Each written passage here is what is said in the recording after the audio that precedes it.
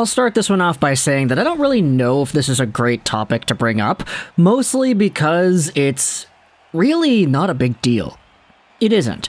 You know, I think a lot of y'all that watch these videos are either in school or at work, and if you're at work, not everybody that you're going to be working with is going to be your best pal. Sometimes you're just a coworker. And other times you may develop personal relationships that are a bit better than just that of a coworker. But either way, when it comes to the front-facing public eye, as long as you're civil, as long as you're cool, as long as you're able to keep it chill, that is the most important. And so yesterday, when we had ourselves the end-of-season Canucks press conference, and in particular a panel done with Elias Pettersson, JT Miller, Filip Hronek, and Brock Besser, it was really interesting to see Farhan Lalji go out there and bring up the topic of Elias Pettersson and JT Miller's relationship to Elias Pettersson and JT Miller.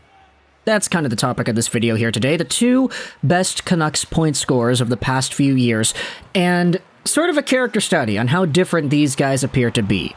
Now, just to get everything that happened out of the way, let's talk about the Miller and Petey clip from yesterday. The link is going to be in the description if you want to go ahead to the Canucks subreddit, because there's a cropped version of the full 18-minute interview that is on there.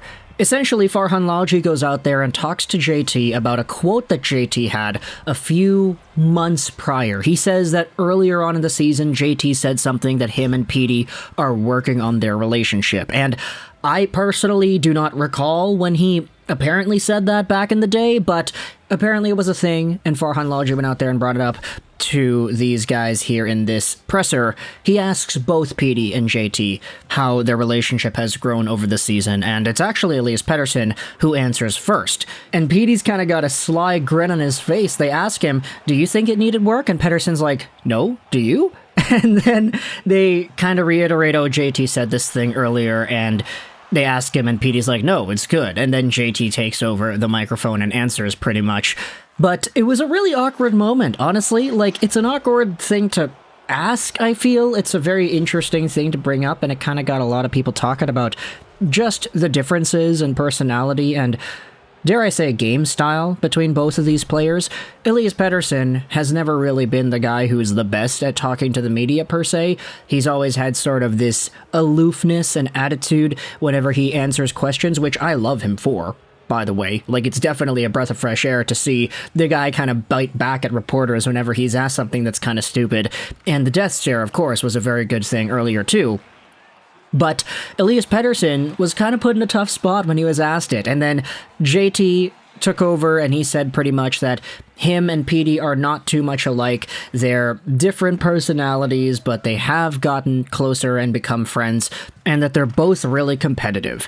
And I'll say this again, I've said this a ton, but I'll say it once more. I'm not in the room. I'm not a Canuck. I'm not a guy who is able to see or talk to these players firsthand, so I'm just kind of going off of what I've seen.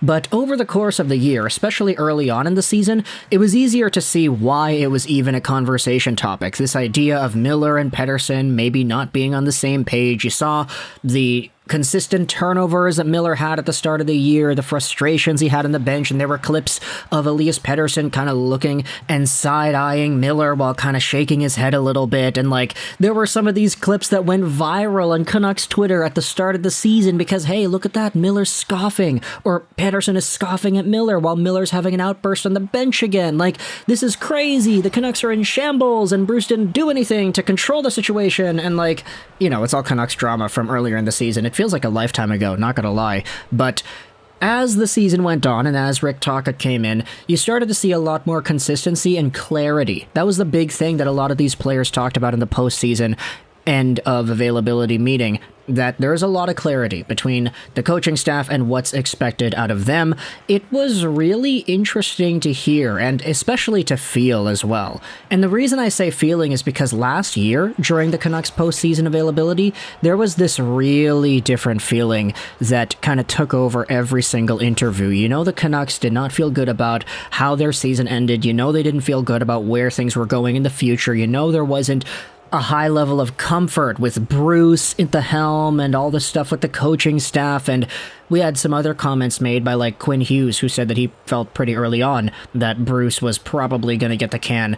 And so just riding out that process, seeing the Canucks go through the ups and downs, what mostly downs, not gonna lie, and seeing and feeling how they're talking about things this year, it is really great. Here's JT Miller talking about the future of him and the Canucks. I believe that we're going to win a Stanley Cup in the future. I can't predict if it's next year, the year after, 4 years, 5 years, but the reason I signed for 7 is because I want to be here when it does happen, and I believe it's going to happen. He expressed multiple times that he does like it here and that he doesn't feel like he's going to get traded because he got the contract and everything. We'll see about that as the summer and trade deadline, or not trade deadline, excuse me, the draft eventually comes and passes. But staying on the topic of JT Miller here, there's also a topic I wanted to bring up on Big Head Hockey's Twitter. By the way, Big Head Hockey's been absolutely killing it with the posts lately. Great job over there on their social media. Here's the highest points per game numbers in Canucks history. 5th overall, you have Mike Walton, a .98. At .99, you have McGillney, tied with Elias Pettersson. At 1.06, you have JT Miller, and at 1.12, you have Pavel Bure. These are the all-time Canucks leaders in points per game, and there also is a list here, too, of every Canuck with multiple 80-point seasons. You've got Henrik Sedin, Daniel Sedin, Naslund, Bure, Bertuzzi, Gradin, and now JT Miller. Miller had himself 82 points in 80 games played this season, or I guess you could say last season. Yeah, the most recent season that just concluded for Vancouver. 82 points, and he was a point-per-game player. He had the same amount of goals, fewer assists, though, which is unfortunate, but you could definitely tell that earlier on in the year, JT was not as great as he had been.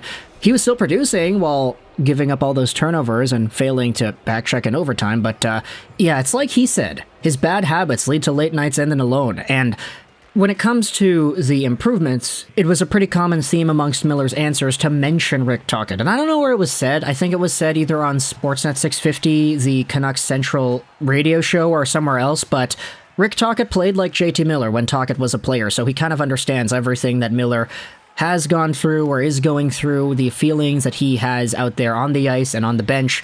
And so Miller cited very carefully that, yeah, Rick Tocchet and the way that he's able to talk things out with me has been allowing me to reinforce better habits. And it's a really good thing that he's able to articulate it like that because, as we had said, we did not see the same level of confidence and, let's just say, peace with the way the Canucks were handling their postseason press conference last year, with Boudreau as the guy, with a little bit more of a lax style and more of an emotional type of response to things. Bruce Boudreau just was a different type of coach.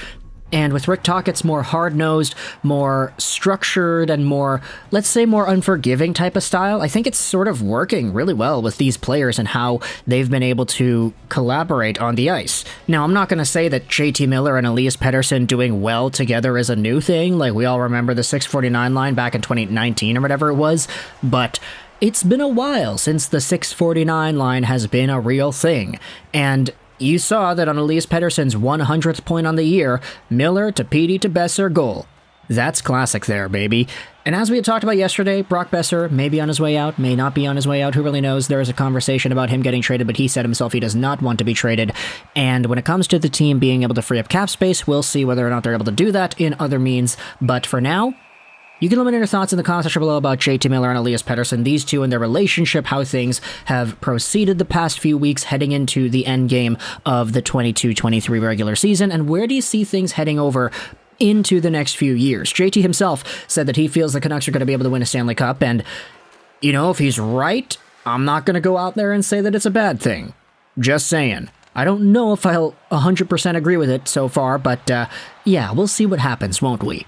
But either way, thoughts in the comment section below about Miller, about Petey, about their relationship, about the points, about Rick Tocchet, about all the stuff that we had talked about in today's video. There's a lot of conversation fodder from the end of season press conferences, so we'll probably be making a few more videos here and there just kind of talking about what players said and all that. But for now, Miller and Petey, that's the topic. Let me know your thoughts in the comment section below. I hope you enjoyed this video. Juraj, and bye.